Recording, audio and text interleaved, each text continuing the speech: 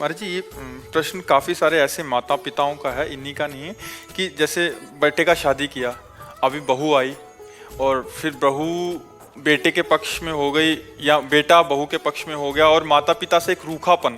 फिर कह रहे हैं कि ऐसी स्थिति में जिसको पाला पोसा बड़ा किया और जब उसकी तरफ से कटुता होती है तो महाराज जी जब बड़ा हृदय वृद्धि। आपकी समस्या नहीं है, बहुत माता पिताओं की समस्या है, क्योंकि बच्चे अध्यात्म से जब तक नहीं जुड़ते तब तक उनको ये समझ में नहीं आता कि मातृ देवो भव पितृ देवो भव, हमारे माता पिता हमारे भगवान हैं, ऐसा भाव नहीं आता।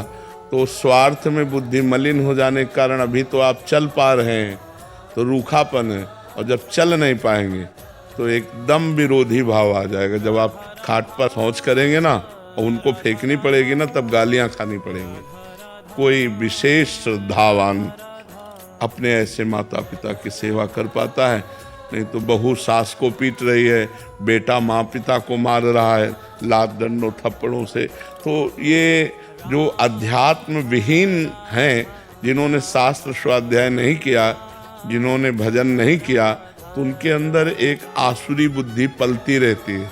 आसुरी माने राक्षसी बुद्धि, और उस समय आने पर राक्षसी स्वरूप प्रकट, ये आसुरी बुद्धि है जो अपने माता पिता को मारे पीटे कष्ट दे, उनको गालियां दे।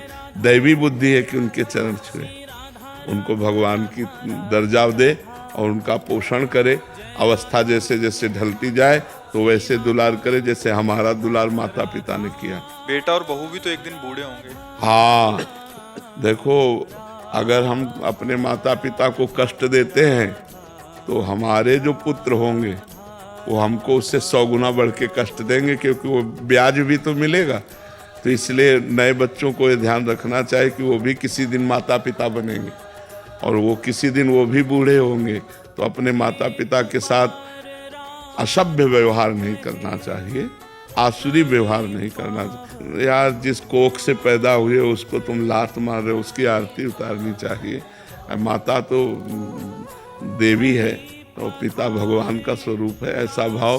पर ये भाव तभी आएंगे जब सत्संग सुनोगे, अध्यात्म में चलोगे। अगर अध्यात्म की बात नहीं सुनोगे तो राक्षसी भाव ही आएगा कि चलो किसी अनाथालय में छोड़े आते हैं, फुटपाथ में छोड़े आते हैं, ऐसे। तो हमें लगता है आज हमारे नौजवानों को अध्यात्म श्रवण करने की आवश्यकता है। शास्त्र श्रवण करें, संतों की बात सुने, जिससे समझें तो माता पिता कौन है।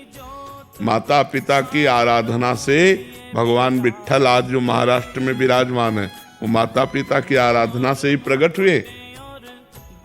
पुंडरीक नाम के एक भगत अपने माता पिता को भगवान मानकर आराधना करते थे, तो भगवान स्वयं चलकर दर्शन देने आए। जो विट्ठल रूप में है ना, वो स्वयं दर्शन देने आए। माता पिता की आराधना भगवान की आराधना है। पर कलयुगी बच्चे नहीं समझ पा रहे हैं और अपने माता पिता को दुख दे रहे हैं, तो उनके बच्चे उनको दुख देंगे। पक्का समझो, ब्याज सहित मिलेगा। यहाँ सब कुछ ब्याज सहित मिलता है। अध्यात्म शिक्षा बचपन से दिए होते, गलती इनकी भी है। आधुनिक शिक्षा ही केवल दी, आध्यात्मिक शिक्षा नहीं दी, तो वो क्या जाने।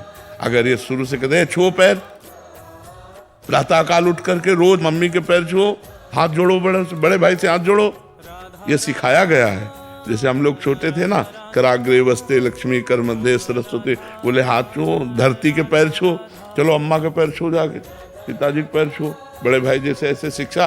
तो अब वो रोज की दिनचर्या बना दी। उठे ऐसे ऐसे करते हुए अम्मा के पैर छुओ, बोले खुश रहो। अब जिनके रोज पैर छू रहे हैं तो हमारी सद्भावना बन रही ना, उनका आशीर्वाद बन रहा है। अब कौन बच्चा रोज माता पिता के पैर छूता है? कोई बिरला ही, नहीं बिरला ही होगा हमें लगता है जो रोज सुबह उठकर अपने माता पिता के पैर छुए। वो सत्संगी होगा, बिना सत्संगी के तो माता पिता के पैर। माता पिता को माता पिता मान ले, भगवान न माने, कम से कम माता पिता मान ले, इतनी बड़ी बात है। वैसे तो भगवान का दर्जा दिया गया है माता पिता को। वेद कहता है मातृ देवो भव पितृ देवो भव। इसे बच्चों को विवेकवान बनाने के लिए उनको सत्संग सुनाओ, उनको आप आचरण सिखाओ, और वो धीरे धीरे चाहें कि हम संत वाणी सुन करके सुधरे, तो समझ जाएंगे। पर जी इसीलिए शायद पहले गुरुकुलों का निर्माण था कि कुछ समय के लिए बच्चे, हाँ, माता पिता से अलग हो। हाँ हाँ, तो वो बहुत अच्छे परिवार को चलाने वाले बनते थे, क्योंकि गुरुकुलों में सब आध्यात्मिक और आधुनिक दोनों शिक्षाएं दी जाती थी। तो इसलिए वो बहुत विवेकवान होते थे, गृहस्थी को भी चलाते थे और संयम से भी रहते थे। अब आज की पढ़ाई में आधुनिकता तो है लेकिन आध्यात्मिकता नहीं है, तो आध्यात्मिक पढ़ाई ना होने के कारण विनय की बहुत कमी होती जा रही है। नहीं, पढ़े लिखे बच्चे विनय से बहुत दूर होते जा रहे हैं। नहीं, जितना ग्रेजुएट उतना अहंकार है, उतना, जबकि जितना ग्रेजुएट उतना सरल होना चाहिए कि आप बहुत पढ़े लिखे व्यक्ति की पहचान यही सभ्यता, सरलता। आप गाड़ी में बैठे बस में जा रहे हैं, कोई बड़ा बूढ़ा खड़ा है, आइए दादाजी आप बैठ जाइए, हम तो खड़े भी रह सकते हैं। अब तो लगा पढ़ा लिखा है, नहीं लगा कि पढ़ा लिखा है, सभ्य आदमी है। तो पढ़ा लिखा का संबंध सभ्यता और विनय से है। और आज सभ्यता और विनय दोनों गायब हो जा रहे हैं। पढ़े लिखे तो बहुत लोग हैं, सभ्यता और विनय जा रहा है। तो हमें लगता है आध्यात्मिक शिक्षा ही सुधार सकती है।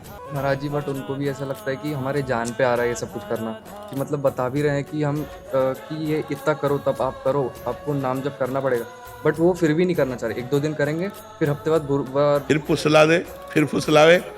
हफ्ते में अगर 1 दिन भी करने लगे ना तो हमारी बात तो मानने लगे ना।